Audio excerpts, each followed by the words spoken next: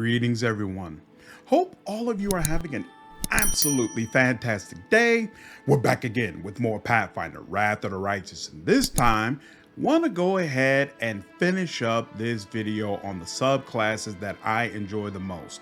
Let's get into it. We left off finishing Rogue. That means Shaman is up next. And there's no question in my mind which subclass I'm most interested in trying out. It'll actually be the class that I use when I do a demon run on the channel, and that is the Wildland Shaman. You have to be a half-orc in order to be able to take this particular class. When I did my video on all the different races in the game, I trashed this class completely and was like, yo, when I think of an orc, I think of someone who's big and strong, picks up the largest sword they possibly can carry, and goes to town. This class where you're a shaman communicating with spirits, you've only got average base attack bonus, this looks like trash for an orc, blah, blah, blah, blah, blah. And I got a wall of comments from people much more familiar with Pathfinder lore who said, no, that's not the way that orcs work. This actually makes a ton of sense and is perfect for the way orcs are handled in Pathfinder. And that has brought me to a full 180 on this class. Now I actually want to go ahead and do a playthrough with it and dive in and see what is it like being a wildland shaman as an orc. To be honest with you, I've never been a shaman in a game, period. Even other games of a similar type where they had shaman as available, it just has never been a class that really spoke to me. So I feel like this experience could possibly be completely new, and I'm hoping that there's some responsiveness or some reactivity in the game because we are picking a class that is supposed to be so closely connected with this particular race. So all of that together makes me interested in it. The mechanics, it's a shaman who has an animal companion. Of course, pets are absolutely awesome. And you do get not the full list of all the animal companions. I don't see centipede anywhere here, but it's a pretty large list. So more, oh, there it goes. Yeah. So this actually might be the full list of animal companions you can get in the game. So obviously having pets by your side is very nice. You are forced into the battle spirit, which isn't bad. It gives you just a bunch of physical things that you can use. So I'm not really, again, crazy about the mechanics, but you got hexes, you got a pet, you can put on some medium armor, and you have a battle spirit. I want to check it out, see what's going on with it. The other subclass that really interests me is Possessed Shaman. I actually like the mechanics here. So basically, whenever a Possessed Shaman fails a saving throw against a charm or compulsion spell or effect, she can attempt a new saving throw using the original DC as the spirits inside her attempt to regain control. I love this. I love this. I love the idea of you have these spirits inside of you and they have decided you're their host and only their host, and they have a low tolerance for any outside enemies attempting to take control of you. I think that's awesome from a role-playing standpoint, and it makes me really want to try this out. You're also able to choose a particular skill, and you could take ranks in it up to your shaman level, and then it's going to use your wisdom modifier in place of the original ability modifier. And it's got a pretty nice list of skills that you can do this with. So that also is kind of interesting to me. It makes it easier for you to add a little bit more skill versatility outside of your actual class skills. So yeah, that together makes me feel like this is actually a pretty cool class. Definitely something I would be willing to check out. Next up is Skald. Right out the bat, I already came out with the video on the new patch that's supposed to be coming out soon. And one of the things they mentioned is that they have completely reworked Court Poet. So I'm not going to put it as one of my subclasses that I really want to get into, but I am very interested in what Owlcat comes up with, because I don't see where they've decided to just completely rework any other class in this game. So it makes me curious that, you know, maybe they felt like this was severely underpowered, and they're going to do some really cool things with it to attract people to it. But my actual choices for the two subclasses under here that I would choose, I'm very, very interested in Battle Scion. As a Battle Scion, you get to add half of your character level to persuasion checks made to intimidate. And that immediately brings to my mind the cornering and smash line of feats and being able to intimidate all the enemies around me. And then, of course, you get the battle prowess line of feats, which is basically going to make you more and more competent with natural attacks. So it seems to me Battle Scion is built for you to take out your claws, jump in the middle of a bunch of enemies, terrify the crap out of them while you're ripping them all to shreds, and singing on top of that. That sounds absolutely awesome to me. I'm definitely down for that kind of time. This seems also perfect for a demon build. It seems to me that considering everything else that you're doing, you put on one of those demon aspects and it's going to fit right in. Runner up is the one actually right under it, Battle Singer. I like this because I've actually never played a class that depends on sonic damage. And that's a lot of what you're doing as a Battle Singer. You get these songs, these verses you can do every day, and they're going to do a certain amount of sonic damage to enemies based upon your Skald level.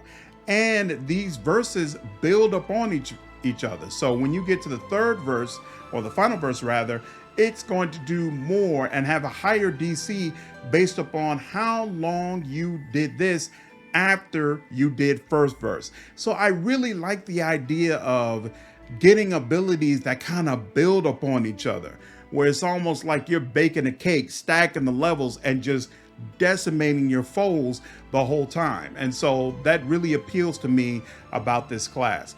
I feel like Battle Scion and probably Battle Singer are both something that I would combine with Azada, just because, as I mentioned before, Azada gets a lot of nice songs that come along with it outside of your superpowers.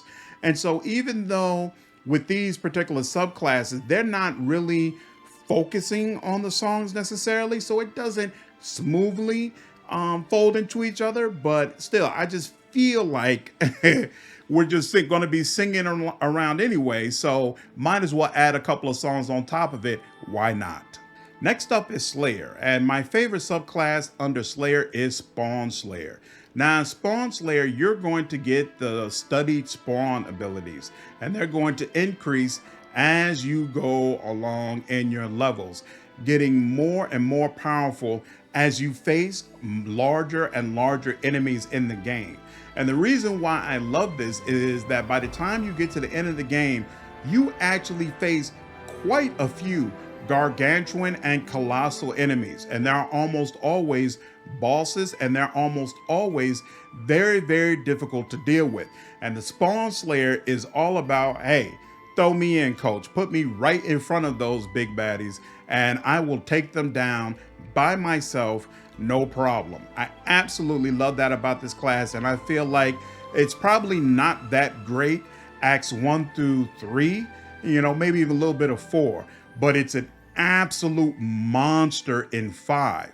So might be good to respec for one of your late game paths, like maybe if you've been Aeon the whole time, but now you're going into Devil or something like that. I feel like this class could potentially really fold in nicely with that kind of setup.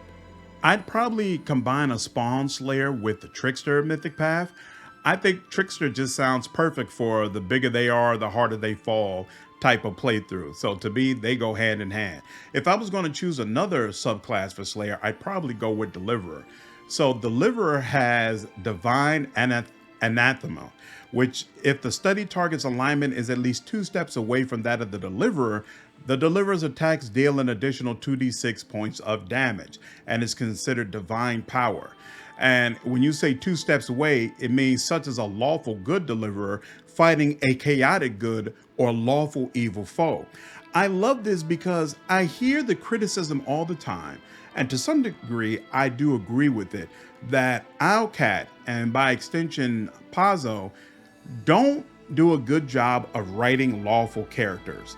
Lawful characters are much more closed-minded than what seems necessary for the alignment. And I feel like this class fits in very, very well with the way lawful characters are actually written. You're not lawful. How dare you? Now I'm even more determined to destroy everything about you. So I think Deliverer Aeon going around with determined zeal, to me, that fits very well, goes hand in hand, and I can absolutely see myself doing this type of playthrough. Next up on the list is Sorcerer, and there's no question to me what is the one I'm most excited about playing: Nine-Tailed Heir. Basically, the reason why I love this is I love Naruto. I love the tale, the folklore around the nine-tailed fox and the demon within. I tried to actually do a Nine-Tailed Heir playthrough during the beta, but I did it as a demon. And because this class focuses around enchantment and you play a kitsune, it just seemed like, you know what, this is really meant for an Azada playthrough. The harsh, cold, terrible human being I was trying to be as demon didn't fit with this, but I absolutely love the class. I love the idea of the class more so than the actual mechanics. The tales basically give you additional spells every other level, and those spells are all enchantment. So it is nice to basically be able to stack up on more enchantment spells. This might be what you would consider to be the ultimate enchantment-based spellcaster in the game. But I think I've mentioned several times before, I feel like enchantment is weaker than illusion when it comes to crowd control because so many of their spells are single target. So I felt really, really weak in Act 1. To be honest with you, a lot of times I felt like my class was dead weight. Now, there's also the fact that I knew a lot less about the game when I was playing Nine-Tailed Heir than I do now. So it's probably not as bad as what I remember. But if I was going to play a sorcerer again, this is definitely the one that I would want to go ahead and just take all the way, just to see what it's like to have someone who specializes in enchantment late game. Otherwise, I've already spoken about this class multiple times before. Cross-Blooded is amazing. I absolutely love it. Yes, I know the secondary bloodline that you get, you only get the bonus class spells and bonus spells. Yes, I know that you end up getting fewer spells as a cross-blooded sorcerer compared to a regular sorcerer. I'm aware of all that. I don't care. It's awesome. Bloodlines are awesome. Being able to get 2 bloodlines right off the bat, even if one of them is a little gimped, still awesome. Absolutely, absolutely love this class. If it was able to combine with Lich, I probably would have been a cross-blooded sorcerer instead of the Kuroromancer, but as far as I know, cross-blooded cannot combine its spellbook with Lich. But for anything else, as long as you don't care about that, it's absolutely awesome. Definitely had a fun time going through with this class. Next up is Warpriest. Gotta be honest with you, know nothing about the Warpriest. Nothing. I don't even have an idea of what I might want to do. The only thing I knew about it was, of course, I used Champion of the Faith briefly in my Sela build to get me a weapon focus, but beyond that, I have not looked into this class at all. And I know that I'm going to be forced to do that as part of my Lich playthrough because I know one of the Lich companions is a Warpriest. I don't know what type he is, so I'm definitely waiting for that. And at that time, then I'm really going to sit down, go through all the Warpriest mechanics to try to figure out how to get the most up out of him. But honestly, I have no suggestions regarding Warpriest. If anybody does, if anybody uses them on a regular basis, please feel free to put something down in the comments. So next up is Witch, and I'm going to be honest with you. The subclass that I like the most, it's not about the mechanics. It's strictly about the role playing, but the role playing to me is so perfect that I cannot resist it. And my first choice is Hagbound. Is the mechanics great again? No, it's not. Basically, you're going to get some additional strength. It's a size bonus, though. You already get spells late game that give fantastic size bonuses to your attributes. So this is kind of redundant. And then at the end, you get immunity to charm and fear, which usually would be great, but because of what I want to do with Hagbound, it's still not all that great. So first, let's read the description. Whether a changeling in the process of succumbing to her mother's call, a witch cursed by a hag to become her instrument of torment, a vain and petty witch overeager for power, or some other unfortunate soul, a hag-bound witch finds his soul has been infected by a hag's spite and powerful corrupt arcane magic. Her mind and body begin to transform to reflect her new being. Hag-bound witches suffer a slow, transformative taint that is similar to the accursed corruption and make ideal candidates for this additional power and tragedy. I don't know about the rest of you, but to me, that sounds absolutely perfect for Swarm. This woman who was already a terrible human being before she started transforming into a hag is now forced to go through an additional transformation and just feeds even more into her brutality and her mercilessness. I absolutely believe Hagbound is going to go perfectly with what I envision my Swarm playthrough is going to be like, and this is definitely the class I'm going to use once we get a couple more patches that kind of clean up what's going on with Swarm. If I was going to choose another subclass under Witch, I would probably go with Elemental Witch. Some of you have probably already seen my Elemental Witch that I combined with Winter Witch. I absolutely love that class. Basically, Elemental Witch is going to allow you to choose a particular type of element, and then you gain the ability to use this energy to create a ray of destruction, dealing 1d6 energy damage plus 1d6 of additional damage for every 3 witch levels as a ranged touch attack. And then that elemental ray is going to you'll be able to choose another energy type for it later on in the game. And you're also going to get an elemental patron, either elements or winter. And you need a element in order to be able to get Winter Witch. So it's definitely one of the classes that folds smoothly into that particular class. And I just love it. I think it's absolutely awesome. I had multiple people circle back with me and say that the Winter Witch build that I put together actually works great with Lich. So if I wasn't going to do Cruel Romancer, that was probably going to be a secondary option for me. And I could just tell, putting it together, playing around with it, it just looked like a lot of fun. So definitely a subclass that I enjoyed. And then very last on the list is Wizard. And let me let you know right off the bat what's not going to be on this list, and that is Cruel Romancer. I chose this subclass because it is obviously the class you are supposed to use if you're a Lich, not necessarily what you're supposed to use, but it is the Dhampir specific class. And you can tell by the mechanics that it's really supposed to be for somebody doing a Lich run. I'm going to be honest with you, the mechanics are trash. The mechanics on the Cruel Romancer are trash. They don't scale as you level up. So the amount of power they have at level 1, it's basically the same at level 20. And it's rare actually that I even bother with them. So I chose this strictly for the role-playing aspect when I used it for my Lich run. But there are probably other classes that are better if you're trying to be the very best Lich you can possibly be. But from a role-playing standpoint, nothing beats a Cruel Romancer tied with a Lich. But as far as what Wizard subclasses I feel like are the best, number one, well, not necessarily the best, but the ones that I like the most.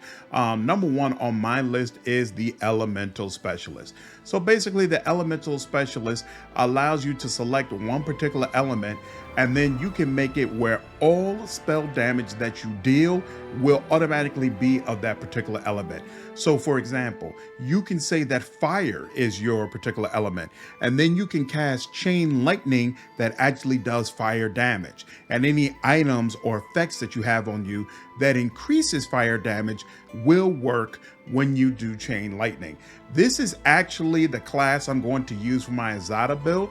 I originally said that I was going to do mountain combat, but Azada just really makes incredible blasters because of the superpowers that you get. And I really want that feeling of being a master elemental caster.